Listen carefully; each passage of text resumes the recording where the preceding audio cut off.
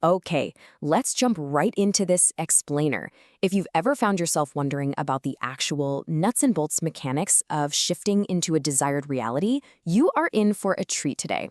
Our source material breaks down some wildly fascinating concepts. So, whether you've been studying the law of attraction for years or you're totally brand new to the idea of conscious manifestation, we're diving into a really compelling theory about how the reality around you is constructed and, more importantly, how you hold the power to literally change it. To get us from high-level cosmic theory down to an actual daily practice, here is our roadmap for today.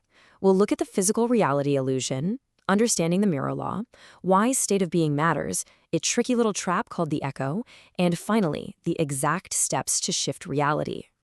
All right, let's start by totally shattering a universally held misconception about the world around us with Section 1, the physical reality illusion. We almost always assume physical reality is something happening to us out there on the outside, right? We look around and we think the world is this solid, objective, independent structure that we're just kind of walking through and reacting to. But based on the profound teachings we're unpacking today, we really need to pause and ask ourselves a serious question. Where exactly is physical reality? Like, where does it actually reside? Well, the crucial takeaway here is that reality is happening completely within your consciousness. It is not external. As our source material points out, physical reality is actually just a lowered, crystallized frequency of your own non-physical nature. It's a matrix happening entirely inside you. You aren't actually walking around in a physical place called reality. It's just brilliantly designed to look and feel exactly as if it's outside of you. Think about jumping into the ocean for a second. If you don't have a mask on, everything is just a blurry, murky mess. Well, your ego acts as that neutral diving mask. It's simply a tool we use to clearly see and navigate this super dense physical dimension.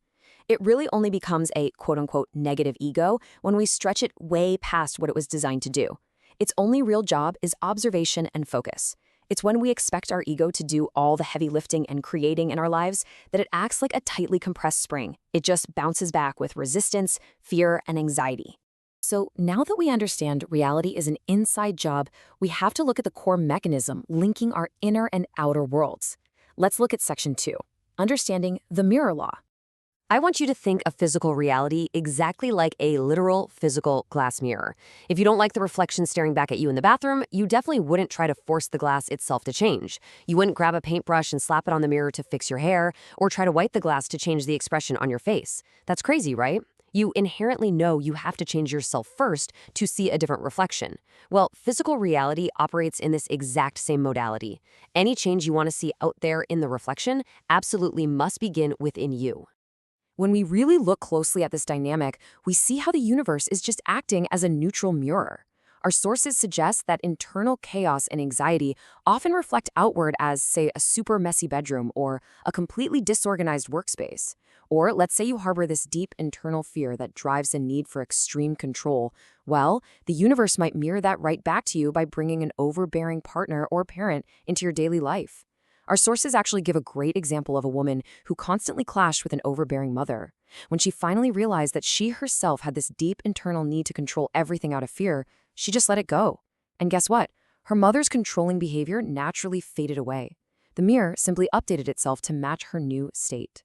Now, this brings up a pretty harsh, but honestly liberating truth. The universe is not just going to hand you wealth or an amazing relationship or inner peace simply because you ask for it or because you desperately want it. Your internal frequency has to completely match the reality you want to experience. You literally have to embody and be the thing first before the mirror can even possibly reflect it back to you. Because reality is just a mirror. It means your internal state of being is literally the only thing dictating your physical circumstances. Which brings us to Section 3, state of being matters. Okay, here is where things get completely mind-bending. Linear time, it's an illusion. The source material proposes that you are actually transforming into a completely different person billions of times a second. You might feel like changing your state of being is super hard because you're permanently stuck being you, but actually you're constantly shifting, creating this really convincing, fluid illusion of continuity.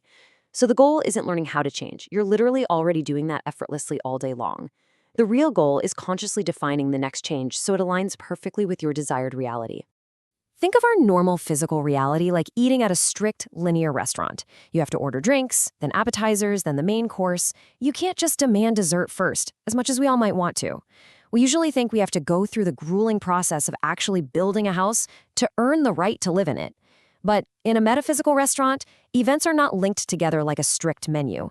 Building a house and living in a house are actually two entirely separate, totally unlinked manifestations. Our old belief systems insist that the process is mandatory. But once you realize that every single moment is its own discrete, separate reality, you can actually start leaping over those traditional steps and manifesting things without needing that slow, linear process. But wait, this brings us to the absolute climax of this explainer. This is the trap where almost everyone fails when they try to change their reality. Section 4, beware of the echo. So because physical reality has a bit of a time lag, it's going to initially echo your old circumstances just to test if you've truly changed. You see, every belief system comes with a self-reinforcing mechanism. Otherwise, we couldn't have a stable physical experience at all. So when you finally shift your vibration, let's say to abundance or peace, the old reality is going to present the exact same old scenario to you one last time. You check your bank account and it still looks empty, or that one coworker is incredibly rude to you again. Guys, this is just an echo. It's a test. If you react the old way, getting panicked or angry, you haven't actually shifted. And the mirror just goes right back to reflecting the old you. To survive this echo, the source material recommends a massively powerful pattern interrupt. It suggests you literally remind yourself, out loud if you have to, circumstances don't matter, only my state of being matters. Try translating that high-level concept into your own voice, because it really helps your physical mind grasp it. It reminds you that the outer world is just silly putty. It's clay. If you react playfully and confidently to that old echo, and you completely refuse to let it dictate your mood, the clay softens and reshapes itself right into your new desired reality. All right, let's land the plane here by outlining exactly how to put all of this into practice using a highly effective protocol. Section 5, steps to shift reality. To finally break those negative cycles, you have to do 3 things. First, you must bravely see your internal flaws reflected in the world.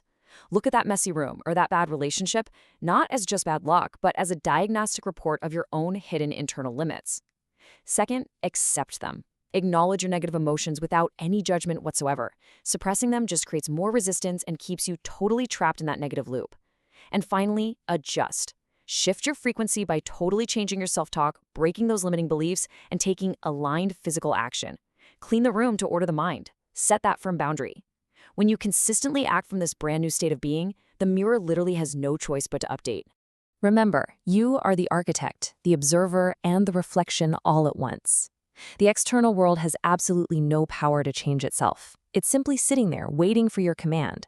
So if the universe is just a giant mirror standing by to reflect your internal frequency, the only question left is this.